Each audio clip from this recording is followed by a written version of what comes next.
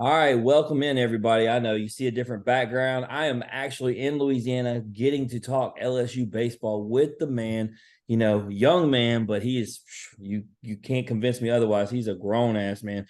Cameron Johnson, how we doing tonight? I'm doing really well. How about yourself?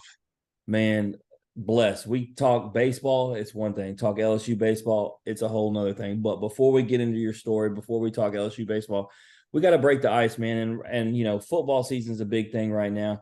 And I got to ask you, you watch college football?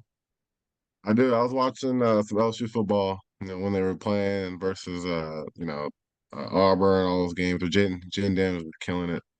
You Absolutely, know, yeah. I ain't even gonna ask you if he should be the Heisman. We know that. The question I was gonna ask you is, man, do you feel some kind of way about Florida State getting snubbed, or is it one of those things you don't even care? You just want the best matchups possible? I just want the best matches possible. Whoever wins wins. I just want to see the guys out there just compete and just be the best versions of themselves and go out there and have fun and do what they do best. I mean, just play Absolutely. football. So with Yes, the sir. four teams you got left, if you had to pick a winner, who you picking to win it all? Hmm, that's a tough one. I think They is they Georgia in are there? they're the only SEC team in it. Georgia, right?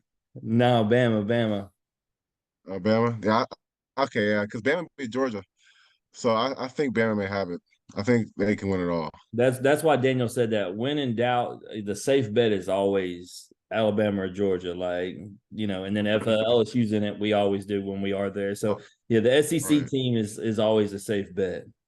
Right. That's All right. right. So let me ask you, if you had your own talk show, doesn't even have to be sports, so you don't have to have a sports guest, but if you had your own show, man, who would your first guest be? Who you want to talk to? Hmm. That's a great question. Uh, I would say Ken Griffey Jr. Um, yeah, I would say him just because all of his accolades and the hat backwards they call him the kid. He's just a great guy to talk to and have him on here and just talking baseball and just talking about life in general. And he's obviously a Hall of Famer, so Daniel, how much you that's like on. that answer considering, we got a pitcher on, but he brought up arguably the guy who, if he doesn't get injured, is probably the greatest hitter of all time. Yeah, I mean, there's sweet swings and then there's Griffey swing, and Yeah, there's no better swing than that. Plus the swag on top of it. Yeah, I mean, backwards hat, like diamond studded earrings, like this dude like was going to BP looking like a just a boss, bro. Daniel, he's the only guy, and let me ask you, Cam, you ever seen Little Big League? the movie. No, I haven't. All right. So yeah, it's more our age, but any movie, it's got like the feel good ending, right? Well, the Yeah. kid becomes the manager of the Minnesota Twins because his Uh-huh. grandpa died, left the team to him. But long story short, at the end of the movie, it appears that the Twins are gonna win and advance to the next round of the MLB playoffs. But no, King Griffey Jr. robs the home run off the wall. Yeah, And it's the one yeah, time that the villain, and it's funny that King Griffey Jr. yeah. is the villain, like wins. And it's like they wouldn't even let King Griffey Jr. lose in this movie. Oh Nope. wow, that's crazy. He was in Daniel, his when you watched prime. that movie as a kid, did you think he was robbing that home run? No, You thought it was a no. home run, right? They're walking it I off. mean, I was secretly upset. I was like, man, this movie is so Secretly. awesome. Like this kid gets to manage his team, and yeah, it was a heartbreaker for sure. But I ain't mad about it. It is King Griffey. But with that, and this may be the same answer. Last icebreaker question. Everybody wants to know when we talk to athletes, who is your favorite athlete all time? Hmm. All time. That's a great question. Um, it's a lot to choose from, honestly. Uh, it could be baseball, or it could be baseball specifically, right? Or It could be Yeah, it could any be sport. anything. It could be anything. a multi-sport athlete. Yeah, It could be your mom. that's It could be your cousin. Like it could that's be anybody. that's a tough one. But I would say, hmm, I would say Randy Johnson. Especially being a left-handed pitcher and being like 6'11", they call him the unit. I mean, it's his big frame coming at you. You were You know born what in I the mean? And just wrong. you were born in the wrong period, man. Because if you would have been our age, Seattle would. I mean, the both of them were together. It would have been your squad Yeah. undoubtedly. I remember I mean not King Griffey. I remember Randy Johnson hit a bird. I remember flying across when he was mid pitch, which is it's like it's very rare, like extremely rare. I never seen that ever. I mean, And you may not ever see it again. Yeah, that was that's what I'm saying.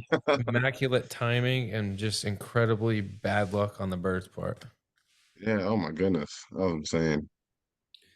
Well, let's get into this, Cam, dude. You know, obviously freshman lifestyle, you're living it up. You know, and we're gonna get into the college life, but you gotta take me back, man. Tell me a little bit about your hometown. Where are you from? Yeah, so I'm from Upper Marlboro, Maryland. It's like 20 minutes away from DC. Uh, I have a mom. My mom's name is Tasha Johnson. Dad's name is Stephen Johnson. My dad's a CPA. Mom's a doctor. I have a little brother. His name's Carter. He plays baseball. Actually, he's at practice right now, coming back from Gaithersburg, Maryland. I grew up, in an area where baseball is not really known. More like soccer, football, basketball. So, I just wanted to play baseball. I told my dad at a young age, around 5, 6, 7. I just like, hey, I just want to play baseball. And then we would just go out in the backyard, and it would simply be just playing catch, or So simply just hitting a wiffle ball. was You that the know, only sport that you played? that was I played basketball when I was around 12 and 13, and then flag football when I was on 8 or 9. Were you already But tall when you were young? Like you're tall now? Were you always tall? I wasn't actually tall. I was a little chubby back then. I was like short and chubby. I was still like filling in to my whole body and all that good stuff. But yeah, That's super common. A lot of the tall yeah, guys started off chubby. It's just got to thin itself that's out. right. Yeah, I started off chubby, but I'm not He did. tall. Hey, he did. Before I met him, the pictures on his wall cam in his house, I couldn't believe it was Hmm. him. I was like, no Really? way, that's you. Yeah. So That's crazy. Yeah. you talk about family. So Mhm. take me back there. Obviously, you know, you got some brains in the family, bro. Like, is there any Yeah. pressure like now that you're in school to, or even throughout your journey through school, was there any pressure to like, hey, like academics are important. Like you got to have A's, you got to have A's. I mean, we were talking about it off air about, you know, the pressure that college athletes have right now with finals, but as a kid growing up, was there any pressure academically, or was that just the expectation? Like you gotta make the grades. I think it was a lot of pressure, I think, for me because I wanted to play baseball, but my mom was just very adamant about, getting your work done, work hard, then play hard. And my dad, being a CPA and having his own business, wanted me to be organized and do the task at hand first, and always just be like prepared to do your work and turn your work in because that creates good habits at a young age. And as you get older, once you have those habits and doing well in school, it translates to bigger things in life. And I think my parents were really adamant about getting good grades, and it was like more pressure because I think in middle school, I was starting to just like slack off a little bit, but then towards high school, I started to pick it up and knowing that baseball's going to be my thing, and just started focusing on school.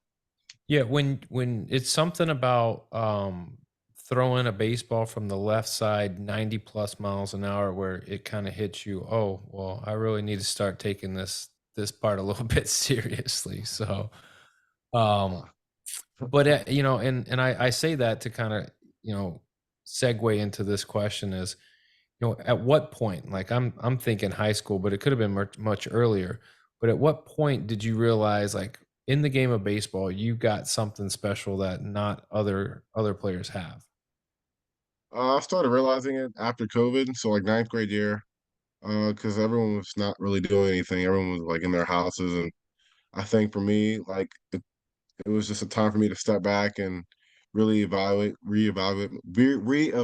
myself, just to see where my progress is and to see how I'm doing, mentally, physically. And then I think I've gotten a lot stronger and realized that my velo started ticking up, body started changing, and mentally I started getting really strong and confident in myself. And I feel like during like that COVID year is where I really just I found something in me where it's like it's just different from like the other people in terms of my arm slide and just the way my velo is increasing. You know, it would increase like over time, like 2 or 3 miles an hour over the course of like 2 years, and my fastball when it was sitting and my off speed was getting better, and so I think all those things around COVID year really, I think separated myself.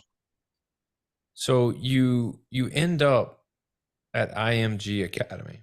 So, Yes, sir. obviously Jim and I know about IMG Academy, but explain to our listeners, because we've had a couple people that have done IMG Academy, like, schooling, but what is IMG Academy and what is the benefit of going there?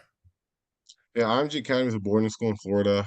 Um, it's for all kids all over the world who want to get education and play sports. But I think the benefit for me going there and for everyone is just to elevate your game, elevate your sports, elevate your game and your sports. And just to also like meet new people and get familiar with their surroundings and to interact with others who are across the world. And I think, but the main thing is just to elevate your game. Really good competition down in Florida. And then for people who want to take their game to the next level, I think going to IMG really just put their names out there, and then really attracted like scouts or like any pro teams for whichever sport, but just to take a look at players and to know who like they are. And I think IMG is a good school just to get your name out there and just for just to be seen. Oh yeah, we used to take the when I was coach at University of Tampa, we used to take our JV team down there and play at IMG a lot.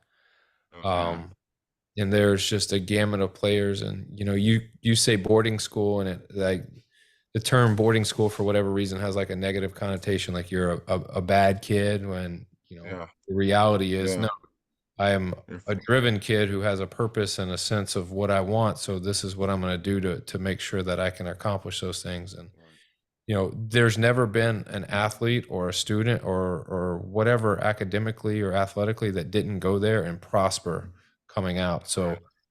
So, and I say that because you were ranked nationally by Perfect Game as the number 2 left-handed pitcher and the number 11 overall player. You were selected in the 20th round of the 2023 MLB draft by our team, the Cards. You were ranked the 42nd overall prospect entering the 2023 draft by MLB Pipeline. So clearly, everyone is aware of the talent that you have. Now, the question is, everybody's wondering, well, will he go to college?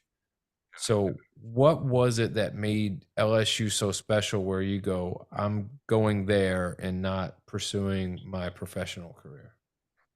I would say first Jay Because Johnson, I coach. I promise you, the Cardinals could have used you this year. You could They Yeah. be could right have. now. And like I'm a little bitter about that, to be honest, Yeah. man. You Yeah, Cam, like we've been taking it on the chin. The Cardinals were never bad ever, and so Yeah. because we're bad, people have been raining it down on me and Daniel pretty hard, and we don't really know how to respond. We're not used to this, and it was mainly because of pitching. So he says that with utmost respect. Like, we would take you throwing this year. We need something, but as an LSU Right. fan, Daniel's not an LSU guy, so I win either way. I get you on my squad Right. either way. So if you want to go Right. and win a national championship and then go to St. Louis again, we'll get them to redraft you. We'll get it done. Yes, sir. For me, the decision for me to come to school instead of the pros, I think, was for me, Coach Johnson and Coach Yeski. I think Coach Johnson really laid out the blueprint for me just to come to school, and really did a lot of research and just thought about how much development I can get through going to college and coming out in 3 years with more money and looking like a more polished pitcher, and also having another national championship under my belt or under our belt really solidifies my case. And I think for me also going to college was to build new relationships with people, just to build friendships with not just baseball players but with other students and professors or other coaches. And I think for me going to LSU is a really good decision. let me ask you this. So obviously they win a national championship, but being a left-handed pitcher, they lose their pitching coach. Was that something that weighed any one way or the other with your decision? Did you think twice about making the decision and the commitment, or you were committed either way, regardless of who the coach was? Yeah, I was committed either way. I mean, if you think about like minor league system, like each level you go up, you have a new pitching coach, a new head coach, and I thought that was a way for me to who no matter who it is, like the pitching coach at LSU. I mean, I knew Coach Johnson was going to get a great pitching coach, so I just had to be prepared. And um, Coach Yeskie, I love Coach Yeskie, man. I love the conversations we have, and the stuff on the field and off the field, and we have a great connection, and that's what great connections build great teams. And so I think for me, just uh going with the flow. I mean, not really. I mean, I care, but not really just worrying about who's next. Just going there to get better. Yeah, I'll say this to solidify your thought process on just LSU. We have another show called Pros and Joes, and we just had Skeens and Floyd on a few weeks back, and Paul said that being the number one pick is cool, getting the $9 million signing bonus is cool. He said he wouldn't trade that. He genuinely would not trade that for the year that he had at LSU, and so I say that to say, and you obviously know Dylan Cruz, obviously being an advocate of going to college. These guys talk about what that year was like. I got to watch it, but I could only imagine what it is to be a part of it. You can't put a price tag on being a part of a team like that. And so I think any young man like yourself that wants to go do that, and then like both of them did, capitalize and still get paid and get drafted, I support that, because why not go enjoy college, like you said, meet friends, get to do all these things, hopefully win a national championship, and you're still going to end up in the pros, and hopefully maybe That's at a right. higher Yeah. pick, so it just really, like, it feels like, especially specifically you being an LSU guy, some LSU guys before you really set the culture and what the opportunity is and how it benefited them. But you get to campus, when you get to LSU, talking about a national championship and everything, like, are you more nervous or more excited when you get there? Um, I was both actually. But I think I was excited. Okay, this may sound weird, but I was like excited. My nervousness was excitement. You know what I mean? I had butterflies, but I always like someone said, make sure they fly in formation. Mm-hmm. I really th- uh, uh, stay true to that. And I think for me, I was just more excited than nervous, but because I knew I got to play in front of the best fans, and I knew I get to, be on the SEC network pitching and getting a lot of hype around our names, and just being out there and playing baseball. Like, I mean, it's like double A level. It's minor leagues. SEC ball is like Right. minor leagues. So knowing coming to school and, getting that opportunity to play in front of all those fans, it's going to be crazy. Yeah, no, I think back to the very first LSU baseball player we ever had on the show was over 3 years ago. It was Cade Beloso, back when he Yeah. was a young cat, and he said he was scared to death the first time he stepped out in Alex box. He said I was so nervous about messing up, and so yeah, some guys get really excited, some guys get nervous, especially a kid like that who's from Louisiana, right? That's his dream school, and so you don't Right. want to botch it, but talking about the sports, the campus, it's a culture within itself. You mentioned football earlier. Have you been able to go to, the sporting events? You've been able to enjoy the culture. Have you been getting the food? Because the food is my favorite part. Like, just talk about so far coming from Florida, coming over to Baton Rouge, just experiencing the culture of LSU. Yeah, it's a lot different. People are just more like it's a family here. You know what I mean? The food, and I feel like Florida's just more like individualized. But when you come here, it's like, hey, you need help with this. Hey, we made jambalaya or like a for everybody. It's just a great, family, and everyone's just with each other. They're happy going to the football game, going to the tailgates, and the tailgates is where it's at. It's before the football game, and everyone gathers around. We just have fun, whether it's cornhole or corn toss or just anything, throwing a football, playing dribbling a basketball, throwing a baseball. I mean, it's just great connections between everybody there, especially like tailgates. And then you go to the football game, it's loud, and when we score a touchdown, it's loud. Exactly. I'll tell you this, Daniel. I'll play cornhole with Cam, but even as somebody who played wide receiver in high school, I'm not catching anything from a guy who's throwing 99. I don't know what he throws the football like, but I don't even want to find out. You know what I mean? And not unless I got some protective gloves. I know you, Daniel. You play tight end. You catching passes with Cam at the tailgate. I mean, I'm sure gonna give it my college try, but I can't promise you I'm actually gonna catch it. Now, I could catch a football, I could catch a baseball, but you put me down as the catcher, no, bro. I ain't. We can play long toss. How about that? And that's a perfect segue because I talked to Alex Milazzo on the phone about you earlier, and you know, he said you're a Roldis Chapman to everybody. You're the real deal. Which, I mean, you look at your frame and how hard you throw it. It's obviously an easy analogy, but man, I want to flip it on you.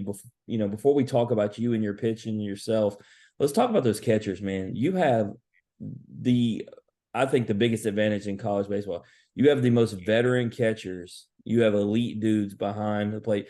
Daniel says it all the time. The catcher is the most important position on the field. And so for you to have, Travinski and Milazzo, and then even Neil back there, just talk about how much of an advantage it is to have those veteran guys back there. Trust them. That's number one. I trust them. I know that they can, call pitches and place them where they want them to, or have me place them where they wanted to. And they trust their defense and their leaders on the field, always knowing the plays and always telling where to be. And it's just I feel in total control out there. I have faith in my catcher, and to be good, you have to have a good battery.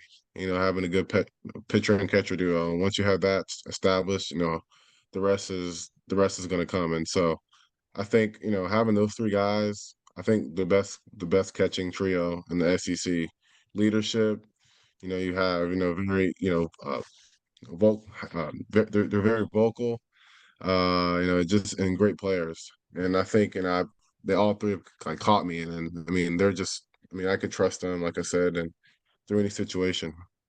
Yeah, no, I mean, when you look at the depth of LSU pitching this year, and then you just talk about three-man catching, like it's an advantage like no other. Yeah, the batting lineup will more than likely, being honest, take a step back because you lost so many dudes to the draft. It's hard to replace some of those guys, but the pitching last year was an issue because in so many injuries coming in, a lack of depth. You got the opposite this year, and then with the catchers. But man, let's get into it.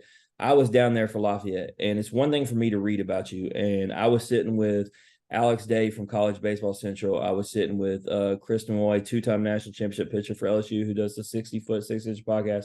And we sat there and watched you, and I recorded it. I'm sure you saw I'd put the clips out there. You had to face a seventh batter because of a pass ball, but you go strike out all six.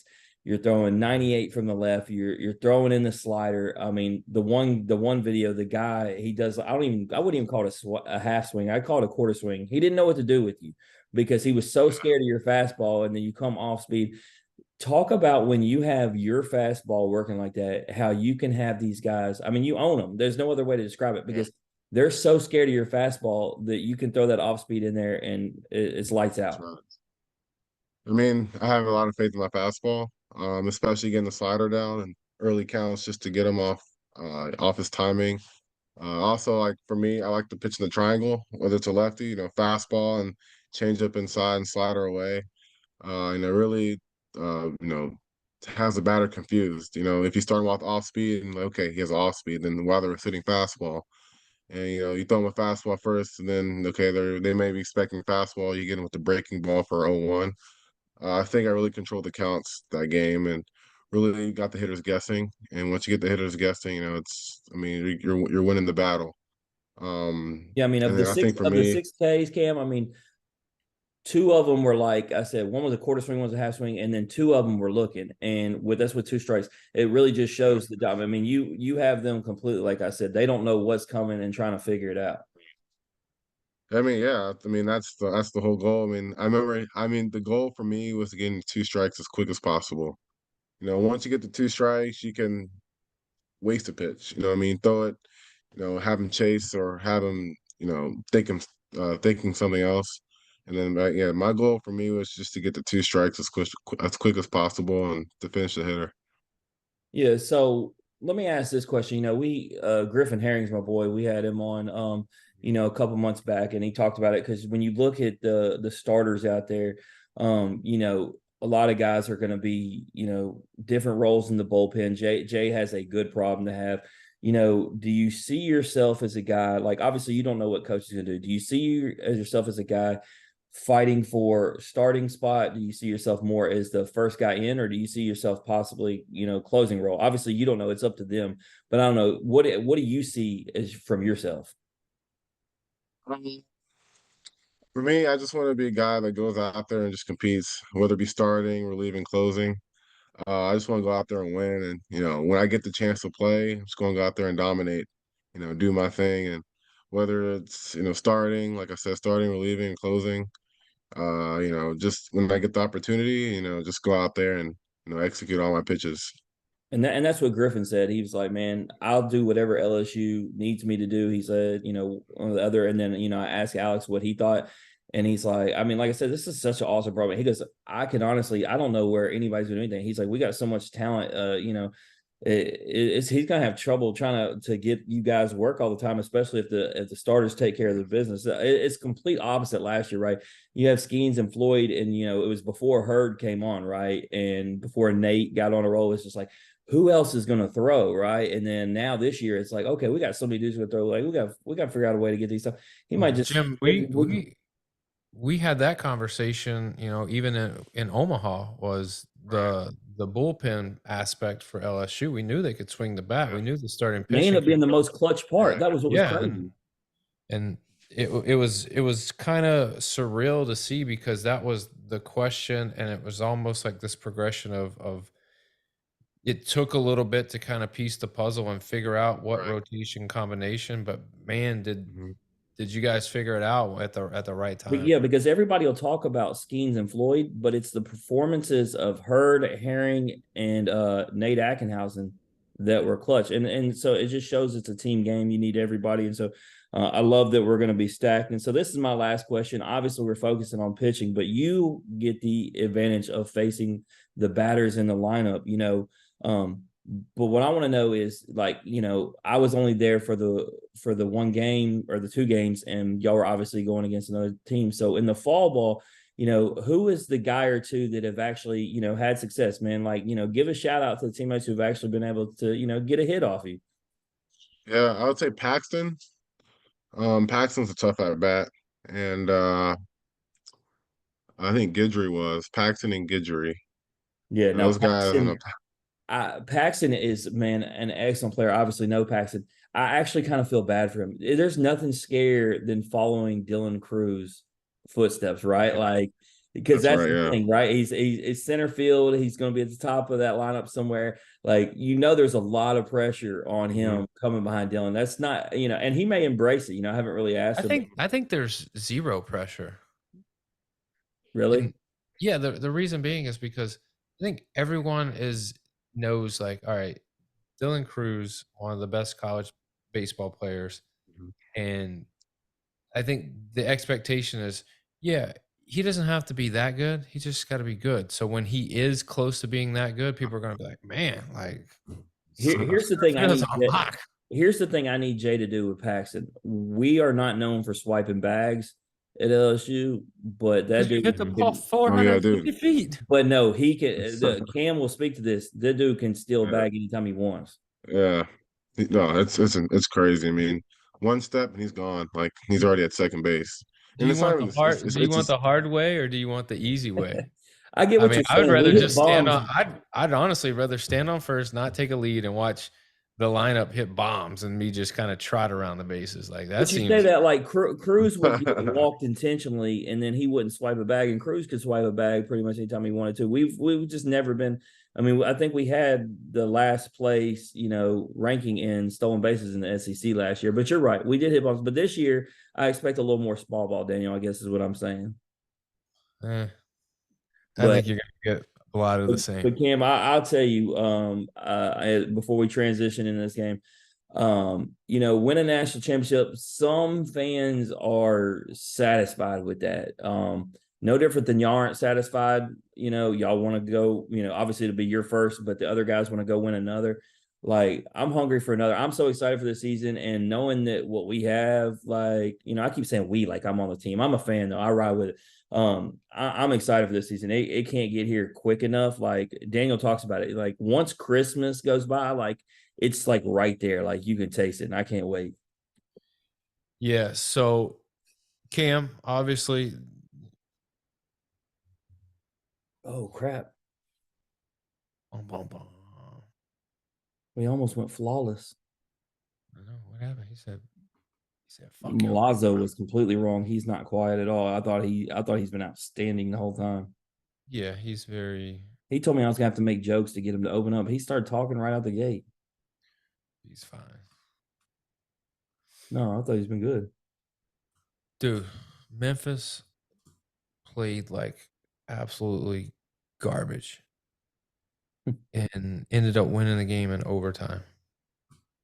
But probably the worst game that I've ever seen. Like it was just ugly. No business going to overtime.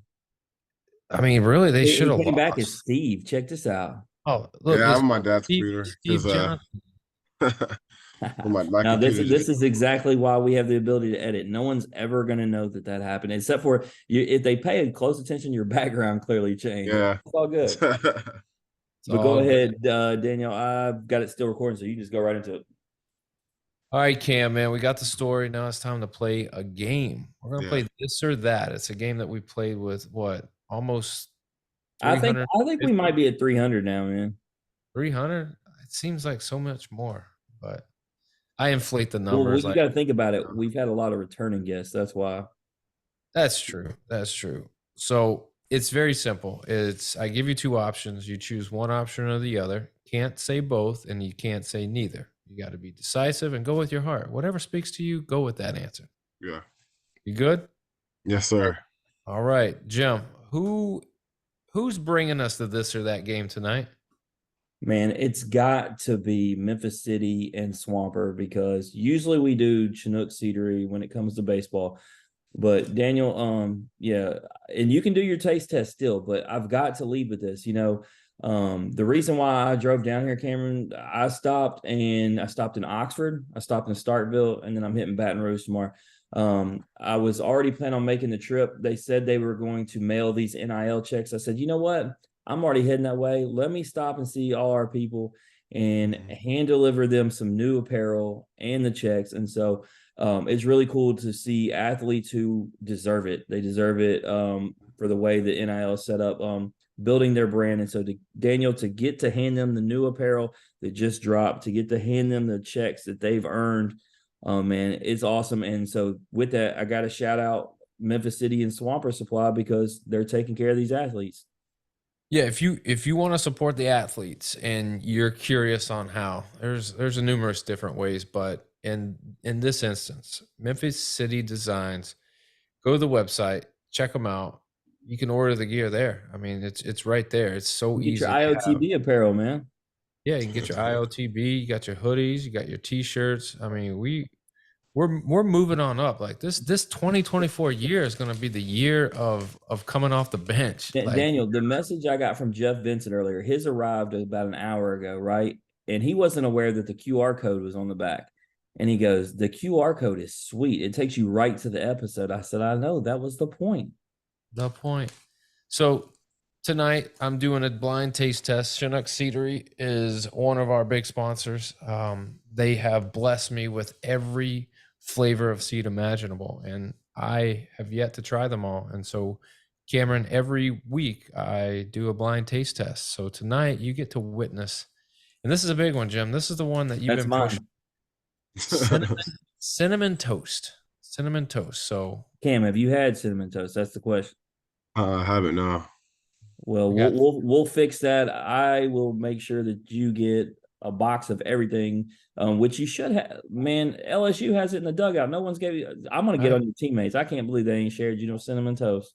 Milazzo's the guy too. As a matter of fact, he's Yeah. the first person I give a problem to about it. But Daniel, I got to know if you like them, man, because those are my jam. 3 seeds. You know how I roll. Initial's good, man. Got a good smell, not overly cinnamony. You can Mhm. taste a little bit of the toast. You can still get a salt and like Hold on. Mm. All right. So here's the deal. This is a dynamite seed. All right. This is not quite the best seed so far. Yeah. It is a solid 8-2. So my best seed is an 8-3. Jalapeno Ranch. Love that one. All right. But this one is an 8-2. And the reason being is because it's got us enough sweetness to where it's not what I look for in a seed, but it is good. Like it's not something where I could sit at a baseball game and eat the whole bag. I think I have a handful and I would have my fix. The Jalapeno Ranch gets a little bit, a tenth of a point higher because that's one that I could eat all day at the But game. here's my challenge for you, Daniel, because I'm not a coffee guy and you are. I need you to do what people have told me is dynamite, and you need to throw a few seeds in your hot coffee and let it get that flavor, because I hear it's buzzing. Do it. My mind just exploded. I'm doing it tomorrow morning. I will next episode remind me, and I'll give you the review of the cinnamon toast seed coffee. So, But now it's on to the game. Now it's time to get serious. yep, it's time. I'm energized. I'm pumped. I had my little snack. I'm ready to get after it. So, first question, Cam: Yeah. PlayStation or Xbox? Xbox. What's your favorite game on Xbox? I would say either 2K or GTA. I don't really play Fortnite like that anymore. GTA. Thank God we don't even have a problem with Fortnite. It's just nice to not get that for an answer. Yeah. Or Assassin's Creed Unity. I like that. GTA. You seen the trailer for the new one coming out? No, I haven't seen it. Mm. Actually, I think I'm talking about the leaked one, right? Yep. Like, yeah, I saw a little bit. It's like 6 minutes long. Yeah, and it has 20 million or 200 million views in like less than 24 hours. Oh Unbelievable. my Right? God. Yeah, There's it's a lot going of to be a people out there. crowd server. Oh yeah, they're gonna have to reinforce that. So, purple uniforms or gold uniforms? I'll take gold.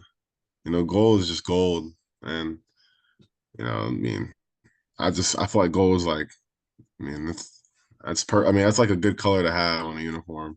Well, it was Royalty, interesting man. last year because, right, like most fans and players say gold, but last year purple meant Paul Skeens was on the mound, so it was a tough dynamic. Yeah. I'll say this: what do you think garners? What color gets more respect? like purple. I mean, Like when other teams show up and they're like, "Damn, LSU is in all." But both white. colors represent royalty, Daniel. That's the beauty of LSU's colors. I don't consider purple royalty, but You better look it up. Purple is the color of royalty. I'm not disagreeing with the historical. Me personally, I don't look at somebody in purple and go, "Man, let me put a crown on that guy." You think Barney, don't you? Yep, I 100% think Barney. Barney. All right, who's better? And you can't say both, and you can't say neither. And I know you're gonna want to. Justin Jefferson or Jamar Chase? Both of these guys went to LSU. LSU, right? Okay. Yeah. I would say Justin Jefferson. Wrong answer. You think Jamar Chase? Well, it's a tough one. Well, he was my favorite player, and I've interviewed him, so I'm going to naturally bias go that way. Oh, I'm a Steelers fan, so I wouldn't really know. Like he won Daniel a fantasy football championship, so he's definitely going to say Chase. Me and Jamar, we roll hard together, bro. We do. Damn. All right. Which stadium are you looking forward to going to more? Baum Walker or Dudy Noble? Ooh. I mean, you're going to you play in one of the top three, and you're going to the other two in the top three. It's going to be a cool year for you as a freshman. You're going to play in the top three stadiums in the country. I think Baum Walker. I feel like that. What was the other stadium? Dudy Noble. Mississippi State. The mecca of college baseball holds 16,000. Ooh, that's a tough one. Probably, I think you got the right answer though, because let me tell you why. Because Baum Walker, the Arkansas team this year is going to be better than Mississippi State. So yeah. if Arkansas. rankings play out right, not only are you going to be in a top 3 stadium, but you should be in a top 5 matchup. Yeah. I was thinking Arkansas is gonna be pretty good this year. You Well, know, their schedule fell a lot nicer than LSU's. We got a much tougher battle. when you say that Yeah. though, when you say that, don't you have to, or you tell me, Cam, what does Coach Johnson say? Does like there's not disrespect to any teams or overlooking any teams, but don't you just have to have the mentality that every SEC matchup that you have, you just got to say, oh, this is a top 5 matchup. Like Yeah. you Yeah. have He to treats go in. everything like it's a major league team. You know, it's like the best team. Yeah, that's why, he's always saying like we have to win. Like what's important now? We need to win and treat it like it's a playoff game. You know what I mean? So Absolutely. Would you rather have a massive yacht or a private jet? probably ooh. So I got to clarify because I think the way that I've worded it in the past is kind of like it's not would you rather like take a trip on one, it's which one would you rather own? Mm, And obviously by owning it, you could take as many trips on it as you want. I would say private jet. I feel like private jet you can get a lot more places than a yacht. Like Oh, the yacht can go slow, like you know what I mean? The water's nice, whatever, but I feel like a jet, you have your own like luxuries and all that good stuff. He at least thought it out, Daniel. A lot of times we just get a quick answer. He gave them both their respectful thought process. yeah, I mean the jet you can fly anywhere you want. The Yeah. boat, But like I like water, so that's why I take the yacht. I'll hang out on the water on Yeah, both it's sides. true. Water's good for, vitamin D and like all that for mental, but I feel like I don't know. Respect private Cam's jets. yacht's going to be so massive that he's going to have his own bullpen down there to throw on. You know what I'm saying? On the water. It'll be a little rocky. You got to get your footing. Yeah. that'd be sick, dude. That'd be so sick. All right, last question. The money question. Yeah. If I walked into your house right now and I had a briefcase and it was full of crispy mint, brand new $100 bills to the sum of $10 million. And I said, you know what, Cameron, I'll give you this, or I'll give you this national championship. Which one would you take? 10 million or national championship? Mm. Could the national championship lead to getting money at the end? No, we can't go around it. I mean, we're not going to Oh go man. around it now. Like, Daniel, grab the ring. Daniel, grab the it's, ring. it's one or the other. Yeah. I think for me, Do you want one of I think those or do you want $10 million? that's $10 a million question. I think all day. you would take $10 million. He's I would saying take that because he's got kids to take care of. $100,000. He's not 18 years old, Cam, and Yeah, has the future ahead. I would say national championship. I don't know because you're with those guys for the postseason. I think it's more than just having money, and because once you get the money, you just spend it. But I feel like once you're with players, you're just having a better connection. Well, it's like I told you, Cam, I have a new perspective. I've always said money, but when I had Paul Skeens sit here and look me right in the face after he basically got $10 million and say he'd rather have the national championship and everything that came with it that year, how can I argue with a guy who actually has both? Yeah, that is true. And the thing about it is,